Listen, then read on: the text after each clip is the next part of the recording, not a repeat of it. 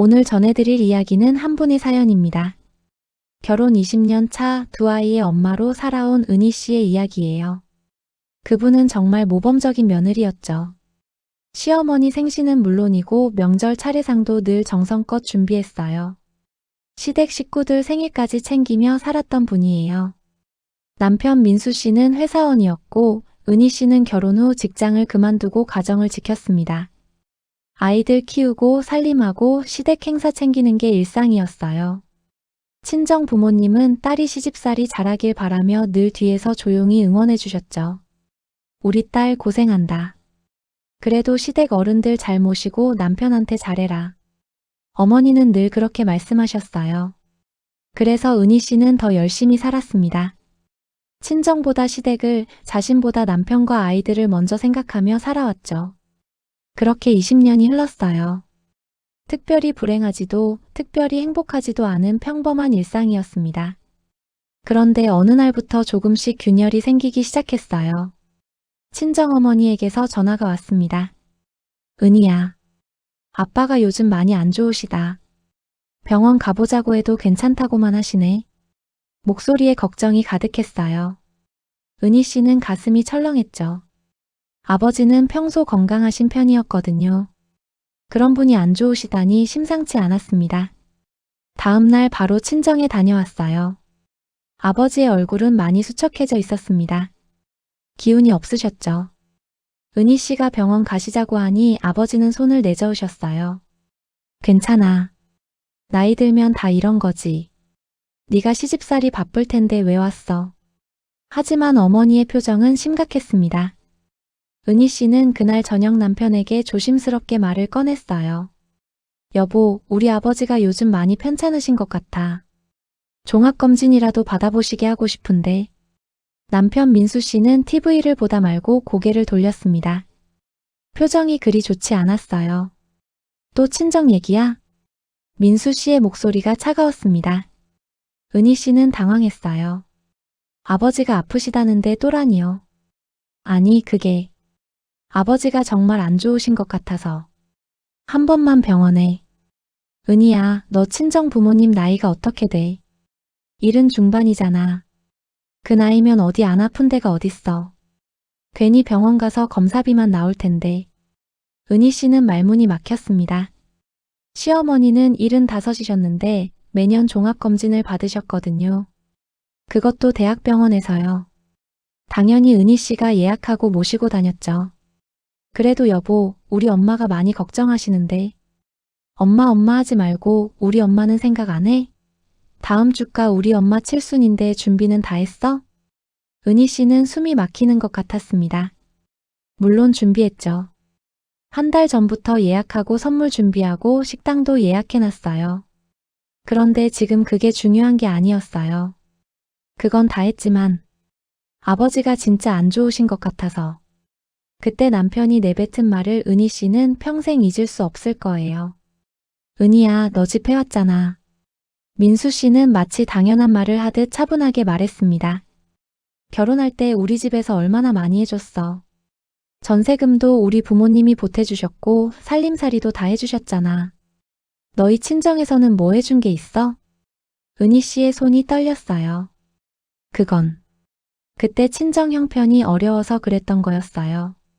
아버지가 사업 실패하신 직후였고 겨우 빚을 정리한 상황이었죠. 그래도 어머니가 손수 만든 이불과 정성껏 준비한 혼수를 챙겨주셨는데 그러니까 효도는 우리 부모님한테 하는 게 맞지. 내 부모님은 솔직히 우리한테 해준 게 없잖아. 여보, 그게 무슨 말이야. 사실이잖아. 나는 우리 부모님 모시느라 바빠. 네가 알아서 해. 돈 필요하면 네가 번 돈으로 하든가. 은희 씨는 벌어본 돈이 없었습니다. 결혼 후 줄곧 전업주부로 살았으니까요. 남편의 월급으로 생활비를 받아 쓰고 남는 돈은 저축하거나 시댁에 쓰였죠. 그날 밤 은희 씨는 잠을 이룰 수 없었습니다. 침대에 누워 천장만 바라봤어요. 20년을 함께 산 사람이 이럴 수 있나? 믿을 수가 없었어요. 다음 날 아침 시어머니에게서 전화가 왔습니다. 은희야, 민수한테 들었어. 네가 친정 부모 병원 모시겠다고? 은희 씨는 황급히 대답했어요. 아, 어머님. 아버지가 요즘 많이 편찮으셔서요.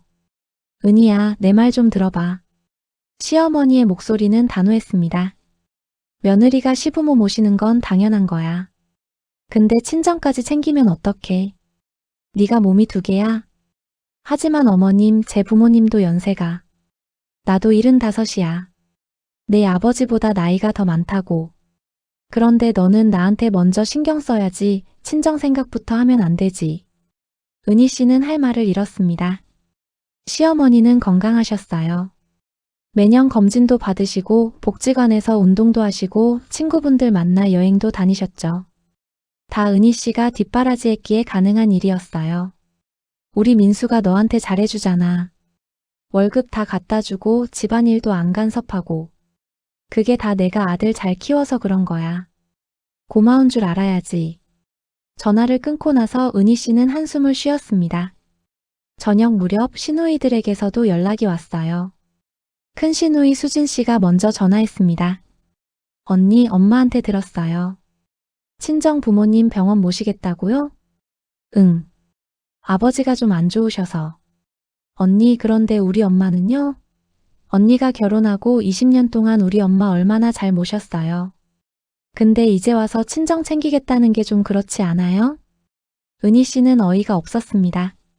시어머니를 모시는 것과 친정 부모를 돌보는 것이 왜 둘 중 하나를 선택해야 하는 일인지 이해가 안 됐어요.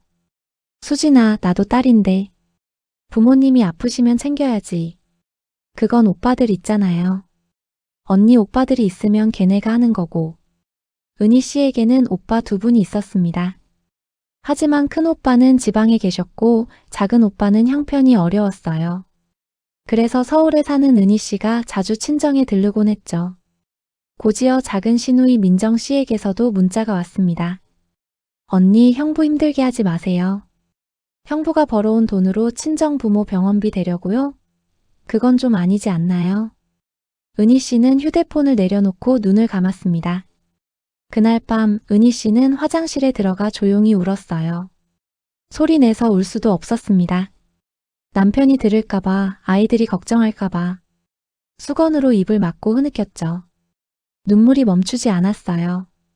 20년을 이렇게 살아왔는데 20년을 시댁을 위해 헌신했는데 명절마다 새벽같이 일어나 음식 준비하고 시어머니 병원 모시고 시댁 식구들 생일 챙기고 그게 다 당연한 일이었나요?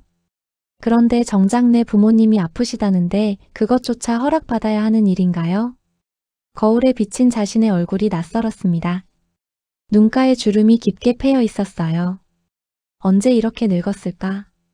29에 결혼해서 이제 50 가까이 됐으니 당연한 일이었죠. 하지만 은희 씨는 이 20년 동안 자신을 위해 뭘 했는지 기억이 나지 않았습니다. 늘 누군가를 위해 누군가를 먼저 생각하며 살았어요. 물을 마시고 거울을 다시 봤을 때 은희 씨는 다짐했습니다. 그래도 엄마 아빠는 내가 챙겨야 해.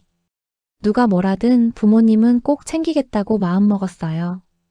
다음 날부터 은희 씨는 몰래 친정에 다니기 시작했습니다.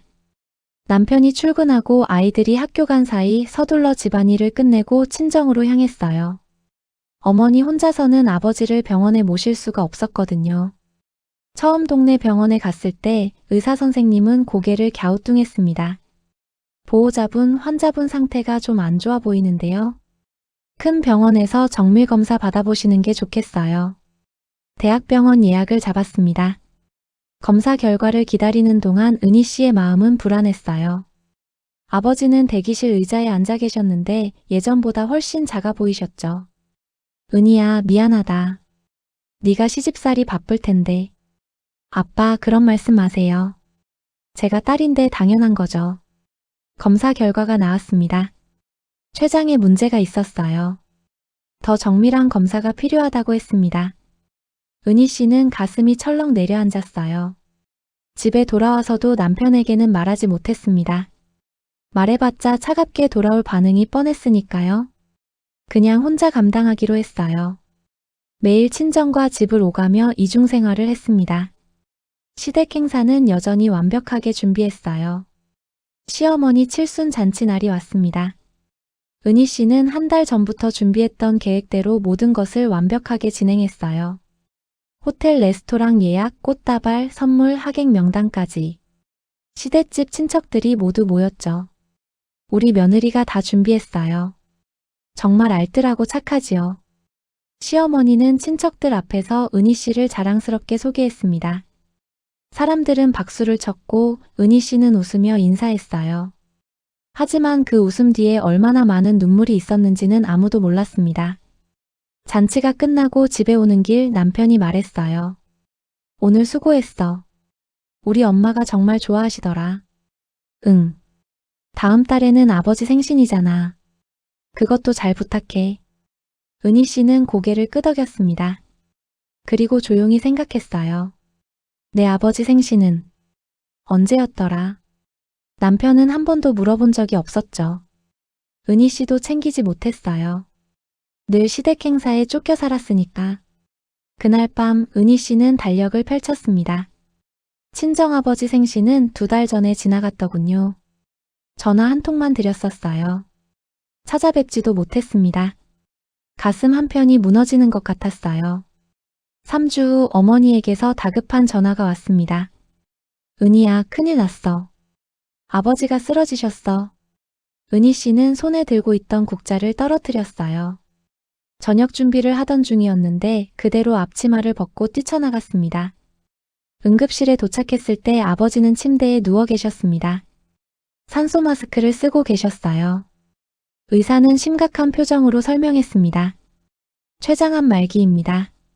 이미 많이 진행된 상태예요. 지금 당장 입원하셔야 합니다.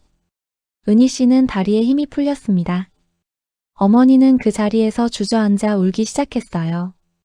은희 씨도 눈물이 쏟아졌지만 참아야 했습니다. 누군가는 정신을 차리고 있어야 했으니까.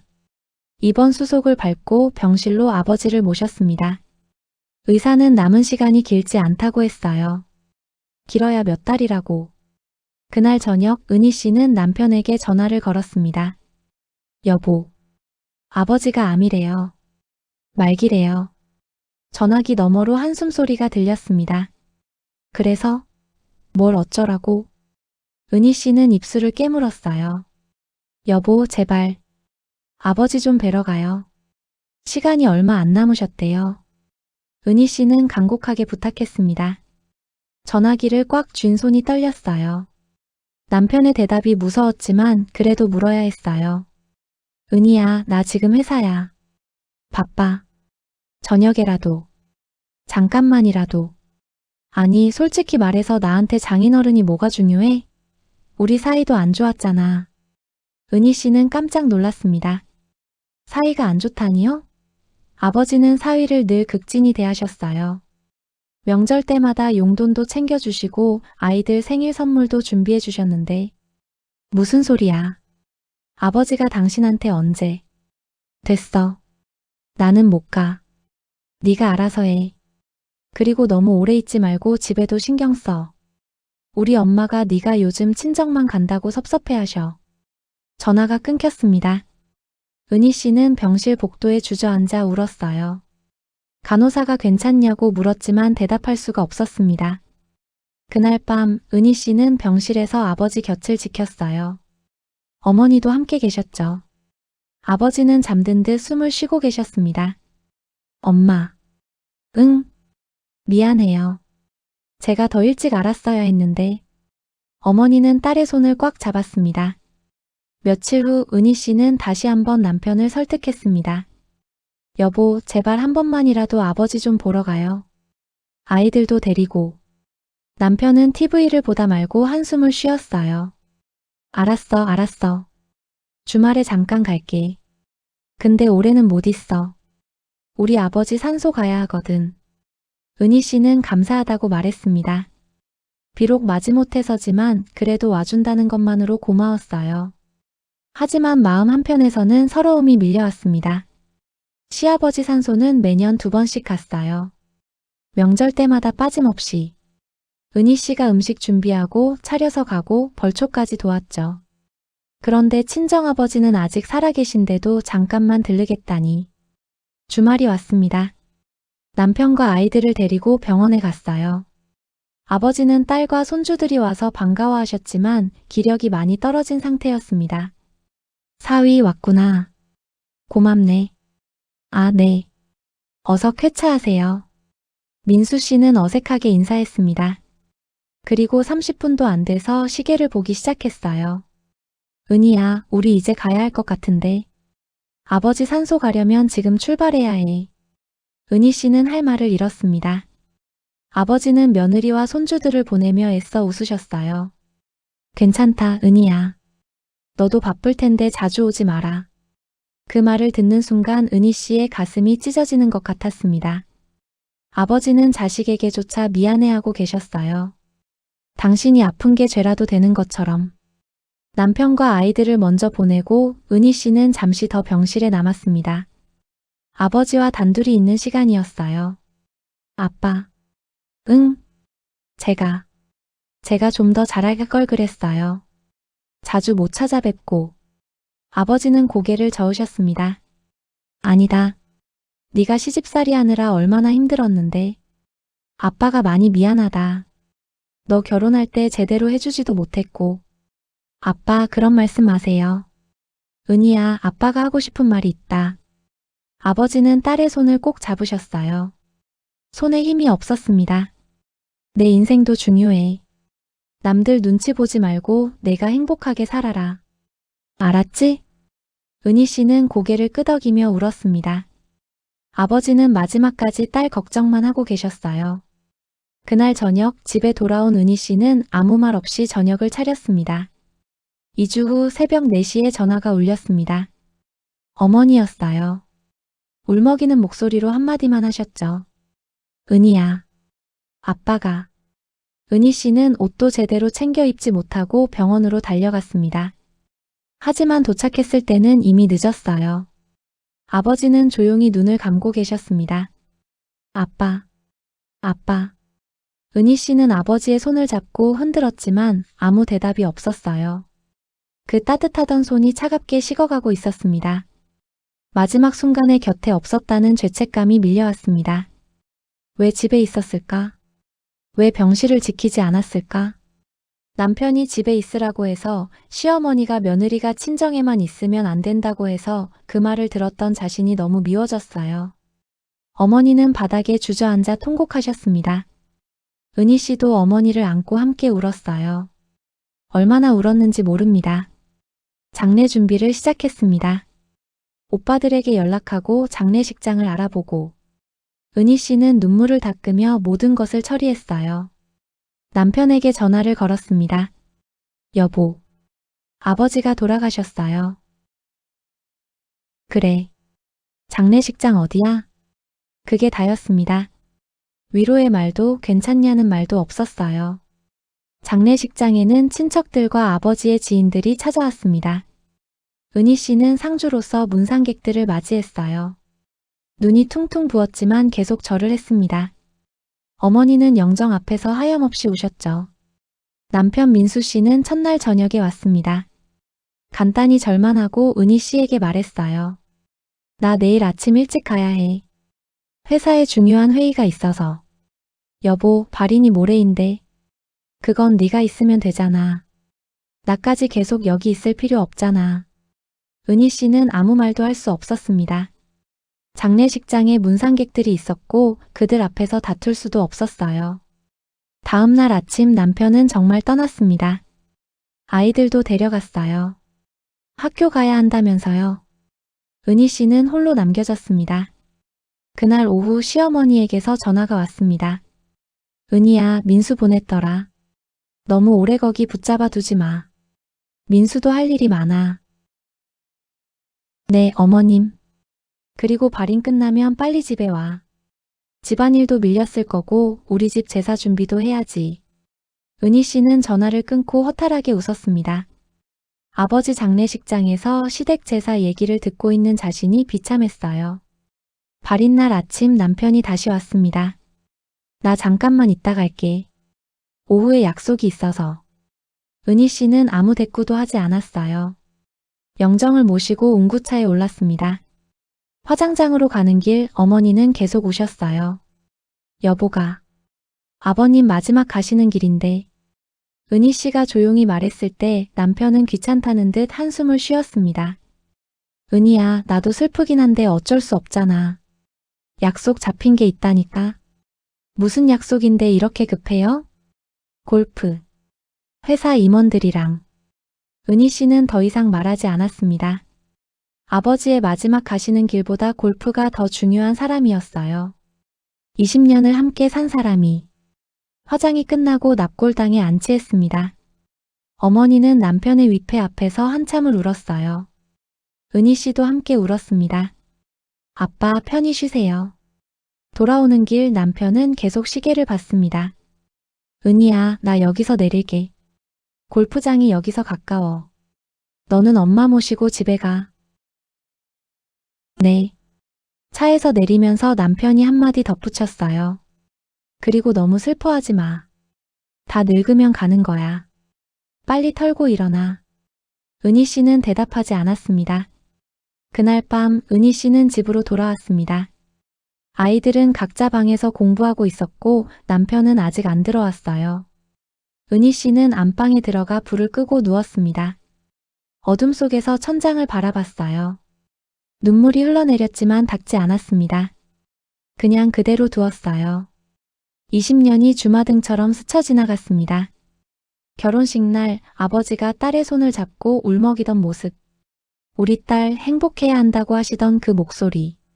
첫 아이를 낳았을 때 병원에 달려오셨던 아버지. 손주를 안고 환하게 웃으시던 얼굴. 그런데 그 아버지의 마지막을 제대로 지키지 못했습니다. 남편의 눈치를 보느라, 시댁의 눈치를 보느라. 정작 가장 소중한 사람을 놓쳐버렸어요. 은희 씨는 생각했습니다. 나는 이 20년 동안 누구를 위해 살았을까? 시어머니의 생신은 기억하면서 친정아버지 생신은 잊고 살았던 나. 시댁 제사는 정성껏 준비하면서 친정 제사는 전화 한 통으로 때웠던 나. 나는 대체 무엇이었을까? 며느리? 아내? 엄마? 정작 딸로 살지는 못했던 것 같았어요. 침대 옆 서랍을 열었습니다. 그 안에는 결혼 전 아버지가 써주신 편지가 있었어요. 편지를 꺼내 읽었습니다. 우리 은희에게. 딸아, 시집을 가면 힘든 일도 많을 거야. 하지만 너는 강한 아이니까 잘 해낼 거라 믿는다. 힘들 때는 언제든 아빠한테 와. 아빠는 항상 내 편이야. 행복하게 살아라. 사랑한다.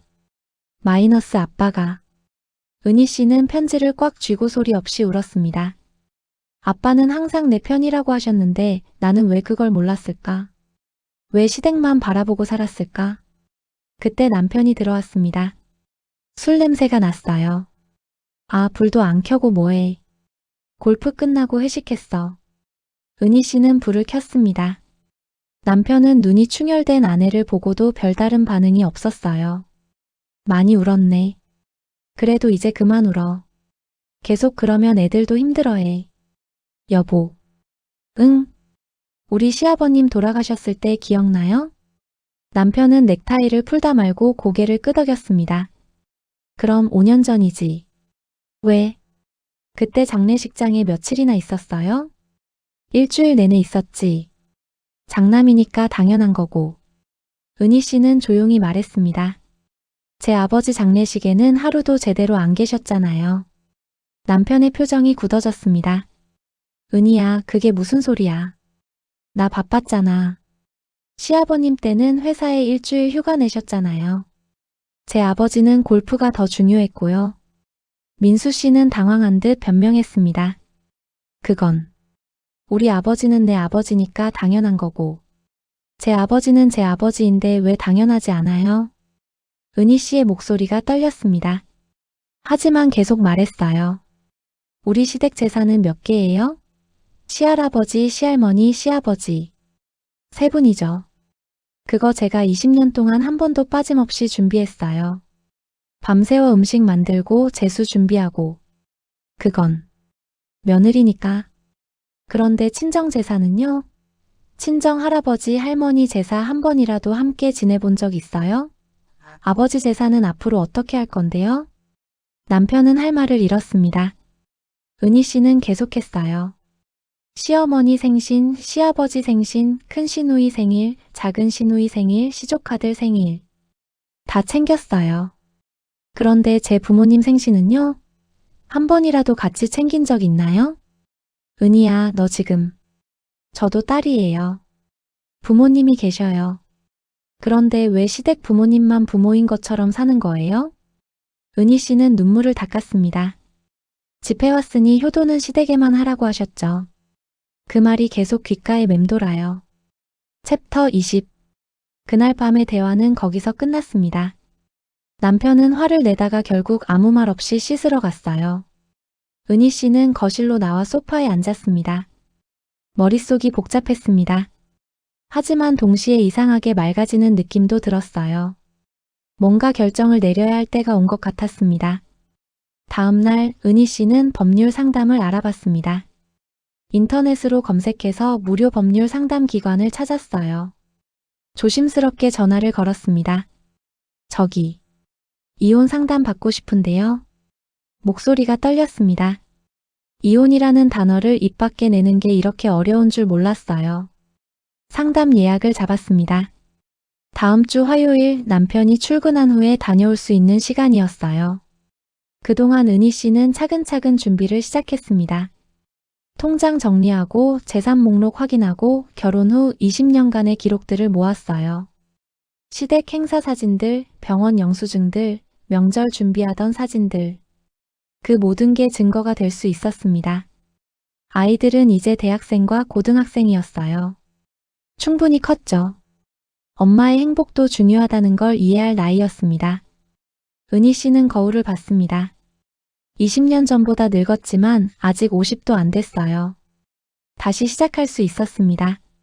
화요일 은희 씨는 법률사무소를 찾아갔습니다. 변호사는 중년의 여성이었어요. 따뜻한 눈빛으로 은희 씨를 맞이했습니다. 편하게 말씀하세요. 어떤 상황이신가요? 은희 씨는 처음엔 말문이 막혔습니다. 하지만 천천히 이야기를 시작했어요. 20년간의 결혼 생활, 시댁과의 관계, 친정아버지의 죽음, 그리고 남편의 말들. 변호사는 고개를 끄덕이며 들었습니다. 힘드셨겠어요. 이런 경우가 생각보다 많습니다. 며느리로서의 의무는 강요하면서 딸로서의 권리는 무시하는 경우요. 이혼. 할 수 있을까요? 물론입니다. 재산 분할과 위자료 청구도 가능해요. 특히 정서적 학대와 차별적 대우는 중요한 이혼 사유가 됩니다. 변호사는 필요한 서류들을 알려줬습니다. 은희 씨는 메모하며 들었어요. 천천히 준비하세요. 급하게 하실 필요 없어요. 증거를 차근차근 모으시고 마음의 준비도 단단히 하시고. 상담을 마치고 나오는 길 은희 씨는 이상하게 홀가분했습니다. 두려웠지만 동시에 자유로운 느낌이었어요. 그날부터 은희 씨는 더욱 신중하게 준비했습니다. 녹음기를 준비하고 대화를 기록하고 금융 자료를 챙겼어요. 남편은 눈치채지 못했습니다. 평소와 다름없이 생활했으니까요. 2달 후 은희 씨는 마침내 결심했습니다. 변호사와 최종 상담을 마치고 이혼 소장을 준비했어요. 토요일 저녁 남편이 TV를 보고 있을 때 조용히 말을 꺼냈습니다. 여보, 할 말이 있어요. 응? 뭔데? 이혼하고 싶어요. 민수 씨는 리모컨을 떨어뜨렸습니다. 믿을 수 없다는 표정으로 아내를 쳐다봤어요. 뭐, 지금 무슨 소리 하는 거야? 이혼하자고요. 더 이상 이렇게 못 살겠어요. 야, 은희야. 너 정신 나갔어? 결혼한 지 20년인데 갑자기 무슨. 갑자기가 아니에요. 오래 생각했어요. 은희 씨는 떨리는 손으로 서류 봉투를 내밀었습니다. 내일 변호사 통해서 정식으로 이혼 소장 받을 거예요. 미리 알려드리는 거예요. 남편은 봉투를 받아들더니 내용을 훑어봤습니다. 얼굴이 점점 붉어졌어요. 너 진짜로 이럴 거야? 애들은 생각 안 해? 애들은 다 컸어요. 엄마가 행복해야 애들도 행복해요. 행복? 내가 너한테 뭘 못해줬는데? 월급 다 갖다 주고 집도 사주고. 은희 씨는 조용히 대답했습니다. 존중을 안 해줬어요. 제 부모님을 저를 존중? 내가 언제 존중 안 했어. 민수 씨는 소리를 질렀습니다. 하지만 은희 씨는 더 이상 움츠러들지 않았어요. 제 아버지가 돌아가실 때 골프 가셨잖아요. 그게 존중인가요? 그건 그때 약속이 있었잖아. 시아버님 돌아가셨을 땐 일주일 휴가 내셨으면서요. 집에 왔으니 효도는 시댁에만 하래요. 그 말 기억나세요? 남편은 할 말을 잃었습니다. 나는 그냥 우리 부모님이 많이 해주셨으니까. 그래서 제 부모님은 무시해도 된다고요? 저는 며느리이기 전에 딸이에요. 그런데 당신은 저를 며느리로만 봤어요. 20년 동안. 은희야, 미안해. 내가 잘못했어. 앞으로 잘할게. 응. 이혼은 하지 말자. 은희 씨는 고개를 저었습니다. 늦었어요. 제 아버지는 이미 돌아가셨어요. 제대로 손도 못 잡아드리고 효도도 못하고. 다 당신 때문이에요. 내 잘못이야? 네가 하고 싶은 대로 하면 됐잖아. 허락을 받아야 했잖아요. 눈치를 봐야 했잖아요. 그게 얼마나 힘든지 알아요? 은희 씨의 목소리가 떨렸지만 멈추지 않았습니다. 이제는 제 인생 살 거예요. 엄마랑 함께. 다음 날 시어머니에게서 전화가 왔습니다. 은희야, 민수한테 들었어. 이혼? 그게 무슨 소리야. 어머님 죄송하지만 결심한 일이에요. 너 정신 나갔구나. 결혼한 지 20년인데 이제 와서 무슨 이혼이야. 창피한 줄 알아. 더 이상 못 살겠어요. 야, 은희야. 네가 우리 집에서 뭐가 불만이야? 시어머니가 며느리한테 잘해줬잖아. 용돈도 주고. 은희 씨는 쓴웃음을 지었습니다. 어머님은 제 부모님 돌아가실 때 뭐라고 하셨죠? 너무 오래 친정에 있지 말라고 하셨잖아요. 그건 네가 집안일도 해야 하니까. 제 아버지 마지막도 제대로 못 봤어요. 다 시댁 눈치 보느라. 시어머니는 목소리를 높였습니다. 그래도 그렇지 이혼까지 할 일이야? 네가 참으면 되잖아. 20년 참았어요. 이제 못 참겠어요. 전화를 끊었습니다. 고지어 시누이들에게서 문자가 쏟아졌어요. 큰 시누이 언니, 우리 엄마 울고 계세요. 언니가 이럴 줄 몰랐어요. 작은 시누이 언니, 오빠 불쌍해요. 재산도 반으로 나눠 가지려고 이러는 거 아니죠? 은희 씨는 모든 문자를 읽고 답장하지 않았습니다. 며칠 후 시댁 식구들이 모두 모여 은희 씨를 설득하려 왔습니다. 시어머니, 시누이 둘, 그리고 남편까지. 거실에 둘러앉아 은희 씨를 압박했어요. 은희야, 우리가 뭘 잘못했는지 말해봐. 고치면 되잖아. 시어머니가 말했습니다. 하지만 표정은 전혀 미안해 보이지 않았어요. 어머님 이미 늦었어요. 늦긴 뭐가 늦어. 부부는 싸워도 화해하고 사는 거야. 큰 시누이가 끼어들었습니다. 언니, 우리 오빠가 뭘 잘못했어요? 바람 핀 것도 아니고 술 마시고 때린 것도 아니잖아요. 그런 것만 잘못이 아니에요. 그럼 뭐가 잘못이에요? 오빠가 돈도 잘 벌어오고 가족 먹여 살리는데.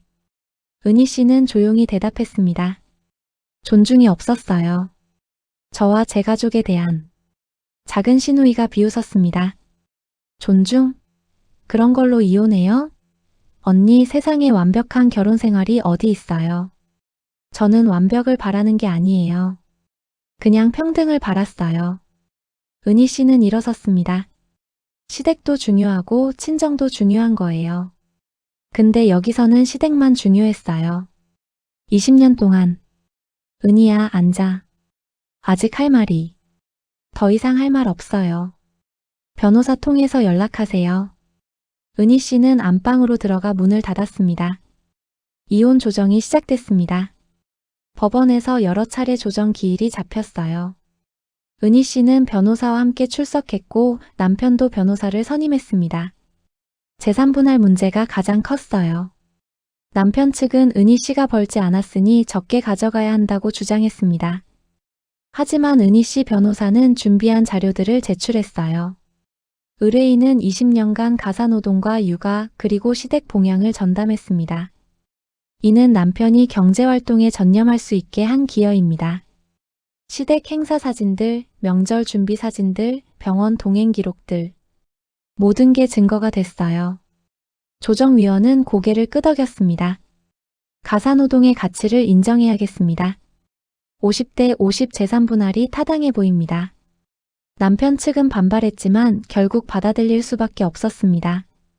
위자료 문제도 있었어요. 은희 씨는 정서적 학대를 주장했습니다. 친정 부모에 대한 차별적 대우, 며느리 역할 강요, 인격적 모독. 이 모든 것이 정서적 학대에 해당합니다. 녹음 파일과 문자 기록들이 제출됐어요. 집해왔으니 효도는 시댁에만이라는 말도 녹음되어 있었습니다. 결국 위자료 3천만 원이 인정됐습니다. 이혼 판결이 확정됐습니다. 은희 씨는 재산분할금과 위자료를 받아 새로운 시작을 준비했어요. 친정어머니와 함께 살 집을 구했습니다. 엄마 여기 어때요? 좋구나. 햇볕도 잘 들고. 2층짜리 작은 빌라였어요. 1층에는 어머니 방을, 2층에는 은희 씨 방을 꾸몄습니다. 작지만 따뜻한 공간이었어요. 짐을 옮기는 날 남편이 찾아왔습니다. 은희야. 왜요? 정말 이렇게 끝내는 거야? 다시 한번 생각해봐. 은희 씨는 고개를 저었습니다. 이미 끝났어요. 당신도 새로운 삶 사세요. 나는 네가 없으면. 당신한테는 어머님이 계시잖아요. 시누이들도 있고. 잘 지내실 거예요. 남편은 더 이상 할 말이 없는 듯 고개를 떨구었습니다. 미안해. 정말 미안해. 이제 와서 미안하다고 하면 뭐해요. 제 아버지한테 하셨어야죠. 은희 씨는 돌아서서 집으로 들어갔습니다. 뒤도 돌아보지 않았어요. 새 집은 조용했습니다. 하지만 그 고요함이 평온했어요. 더 이상 눈치 볼 일도 참을 일도 없었습니다. 어머니와 함께 저녁을 먹으며 은희 씨는 웃었습니다. 오랜만에 느끼는 진짜 웃음이었어요. 몇 달이 지났습니다. 남편에게서 계속 연락이 왔어요. 전화도 오고 문자도 왔습니다. 은희야, 나 요즘 너무 힘들어. 혼자 살려니 안 되겠어. 다시 만나서 얘기 좀 하자. 애들도 엄마 보고 싶어 한다. 은희 씨는 답장하지 않았습니다. 아이들과는 따로 만나 밥을 먹고 이야기를 나눴어요. 아이들은 엄마의 결정을 이해한다고 했습니다. 엄마 편하게 사세요. 우리는 괜찮아요. 시어머니에게서도 연락이 왔습니다. 은희야, 우리가 잘못했어. 돌아와. 응. 민수가 요즘 밥도 제대로 못 먹고 있어. 네가 좀 챙겨줘야지. 하지만 은희 씨는 냉정했습니다. 어머님, 저는 이제 며느리가 아니에요. 민수 씨는 어머님이 챙기시든지 스스로 챙기시든지 하세요. 시누이들도 회유하려 했습니다. 언니, 우리가 미안했어요. 다시 생각해봐요. 우리 오빠 정말 반성하고 있어요. 기회를 한 번만 더 줘요. 은희 씨는 단호하게 거절했습니다. 이미 20년의 기회를 드렸어요. 더 이상은 없어요.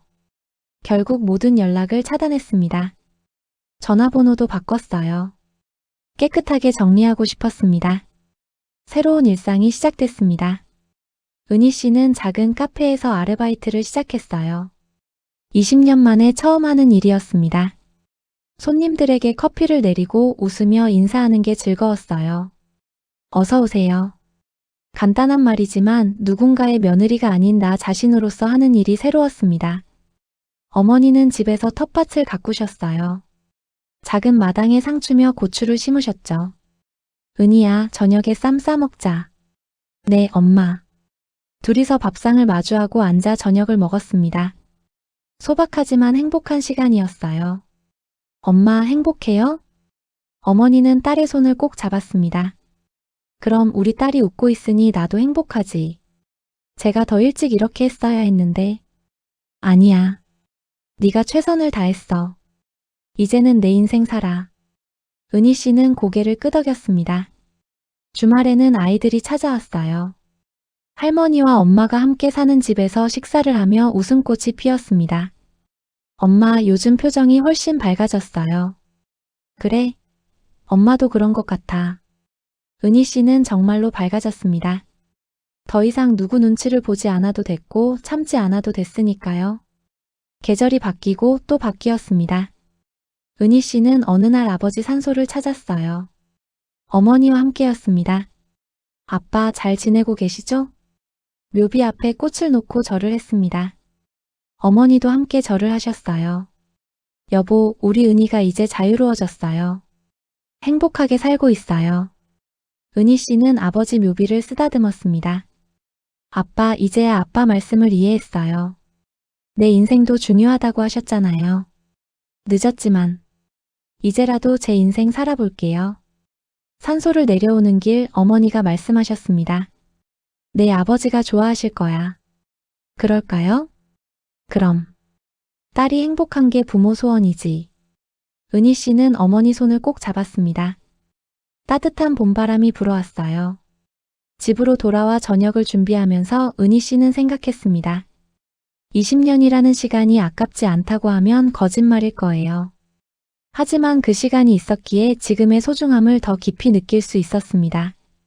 며느리도 아내도 엄마도 중요하지만 그 전에 나 자신이 중요하다는 것. 딸로서의 나도 소중하다는 것. 그걸 깨닫는데 20년이 걸렸지만 늦지 않았어요.